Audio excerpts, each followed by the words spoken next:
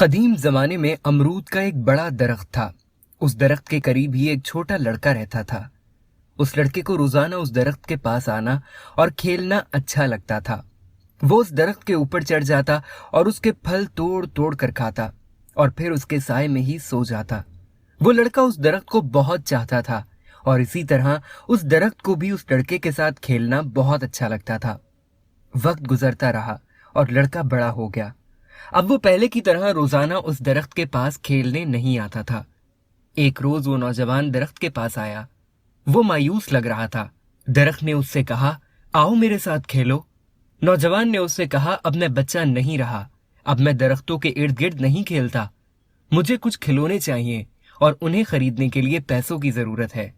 उस वक्त दरख्त ने कहा, मुझे अफसोस है, मेरे पास पैसे तो नहीं है, लेकिन मेरे ऊपर जो अमरूद लगे हुए हैं तुम उन्हें तोड़कर बेच सकते हो। उसके बाद तुम्हारे पास पैसा आ जाएगा और तुम जो चाहो खरीद लेना। नौजवान बहुत खुश हुआ और उसने दरख्त के सभी अमरूद तोड़ लिए और खुशी खुशी चला गया। अमरूद तोड़ने के बाद नौजवान वापस नहीं आया तो दरख्त को बहुत मायूसी हुई। एक दिन वो नौजवान फिर आया। अब वो जवान हो चुका था। दरख्त बहुत खुश हुआ। उसने जवान से कहा, आओ मेरे साथ खेलो। हस्बे तवक्का उसने इनकार कर दिया। मेरे पास खेलने का वक्त नहीं है, मेरे लिए जरूरी है कि मैं अपने घर वालों के लिए काम करूं। हमें रहने के लिए एक मकान चाहिए, क्या आप मेरी मदद कर सकते हैं? दरख्त ने उससे कहा, अफसोस है, लेकिन मेरे पास कोई घर नहीं है। फिर भी अपना घर बनाने के लिए तुम मेरी टहनियां काट सकते हो। उस आदमी ने दरख्त की सारी टहनियां काट ली और खुशी खुशी चला गया। उसे खुश देखकर दरख्त भी खुश था। लेकिन उस वक्त के बाद आदमी उसके पास वापस नहीं लौटा तो दरख्त को फिर से तन्हाई और मायूसी का एहसास होने लगा। फिर एक दिन जब धूप निकली हुई थी और गर्मी काफी ज्यादा थी, वो शख्स आया। उसे देखकर दरख्त खुश हो गया और हस्बे आदत उसने कहा, आओ मेरे साथ खेलो। आदमी ने कहा, अब मैं बड़ा हो गया हूं और चाहता हूं कि समंदर में सफर करूं ताकि खुशहाल हो जाऊं। क्या आप मुझे एक कश्ती दे सकते हैं? दरख्त ने कहा, मेरे तने से अपनी कश्ती बना लो, इससे तुम दूर तक सफर कर लोगे और खुशहाल हो जाओगे। आदमी ने कश्ती बनाने के लिए दरख्त का तना काटा और समंदरी सफर के लिए निकल पड़ा और काफी जमाने तक नहीं लौटा। सालों बाद वो शख्स फिर आया।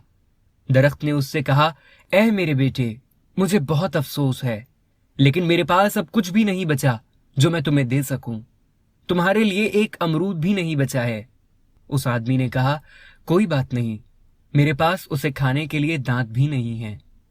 दरख्त ने कहा, मेरा तना भी नहीं बचा कि तुम उस पर चढ़ सको।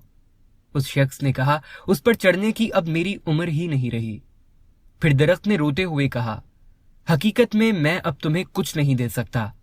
आखिरी चीज जो मेरे पास है वो मेरी जड़ें हैं।